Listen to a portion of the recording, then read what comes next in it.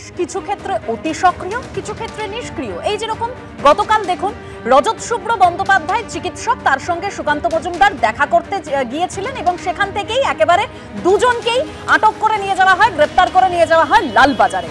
মুখ্যমন্ত্রীর উদ্দেশ্যে প্রশ্ন তোলা এই চিকিৎসক রজত শুভ্র বন্দ্যোপাধ্যায়ের বিরুদ্ধে এবার কি দেখা যাচ্ছে যে আরো কড়া পদক্ষেপের পথে কাউন্সিল।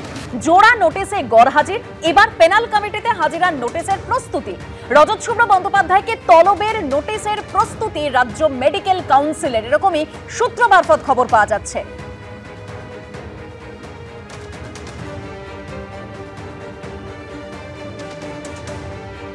22-23 ফিনান্সিয়াল ইয়ারে আমাদের নিয়ম হচ্ছে ডাক্তাররা প্রত্যেক 5 বছর অন্তর রিনিউয়াল করতে হয়, মানে আপডেটিং করতে হয়। আর দেখলাম 22-23 যে ফিনান্সিয়াল ইয়ার আছে ওই সময় উনি ওনার আপডেটিং করার জন্য বা রিনিউয়াল করার জন্য আমাদের কাছে অ্যাপ্লিকেশন দিয়েছিল।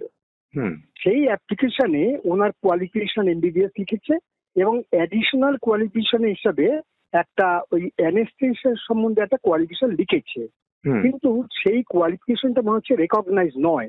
তার ডকুমেন্ট গুলো ঠিক মতো দিতে পারেনি, আমাদের অফিস ওই ডকুমেন্টে কনভিন্সড হয়নি, যার ফলে ওর ওই কোয়ালিফিকেশনটা অ্যাডিশন করা হয়নি।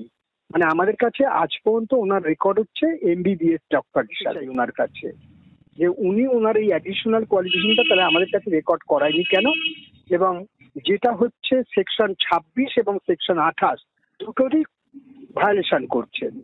কাজী এইটা আমাদের কাছে একটা 10 দিনে আমরা টাইম দিয়েছিলাম যে 10 দিনের মধ্যে আমাদেরকে জানাও এর তোমার কারণটা কি বা তোমার যে সমস্ত সার্টিফিকেট আছে এগুলো নিয়ে আমাদের সঙ্গে দেখা করো। অর্থাৎ রজত শুভ্র বন্দ্যোপাধ্যায়কে প্রথমে নোটিশ দেওয়া হয়, তারপর তাকে রিমাইন্ডার দেওয়া হয়, আর এবার তলবের নোটিশের প্রস্তুতি নিচ্ছে রাজ্য মেডিকেল কাউন্সিল, এরকমই সূত্রের খবর। তবে গতকাল চিকিৎসক রজত শুভ্র বন্দ্যোপাধ্যায় তিনি যা প্রতিক্রিয়া দিয়েছিলেন যে ব্রিটেনে ডাক্তারি করেছি, আমার রেজিস্ট্রেশন ওখানেই, এখানে কেন এ নিয়ে জবাব দেব, আমি তো অবসরও নিয়েছি, তাহলে কেন জবাব দেব, কাউন্সিলের নোটিশ নিয়ে দাবি করেছেন চিকিৎসক। এলাকে আমি তো প্রশ্ন করেছি, এখানে সব মনোলগে অভ্যস্ত লোকে, তারা সব শুধু বলে যাচ্ছে আমার জামাটা সাদা বললে সাদা মেনে নিতে হবে, যে বলবে না তাকে চড় মারবে। এটা তো কথা, সবাইকে ল্যাজ নেড়ে বলতে হবে জামাটা সাদা। It's not the truth. Harass কিভাবে করবে? ওই যে আমাকে ওয়েস্ট বেঙ্গল মেডিকেল কাউন্সিল চিঠি দিচ্ছে, আরও হয়তো 10টা চিঠি আসবে। চিঠি ফিটিগুলো দিয়ে তো কোনো লাভ নেই, আমি প্র্যাকটিসই করি না, আপনি আমার কিসে রেজিস্ট্রেশন ধরবেন? আমাদের রেজিস্ট্রেশন দরকার নেই।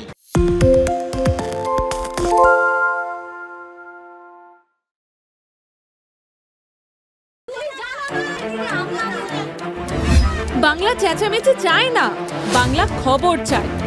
বাংলা খবর, বাংলার খবর।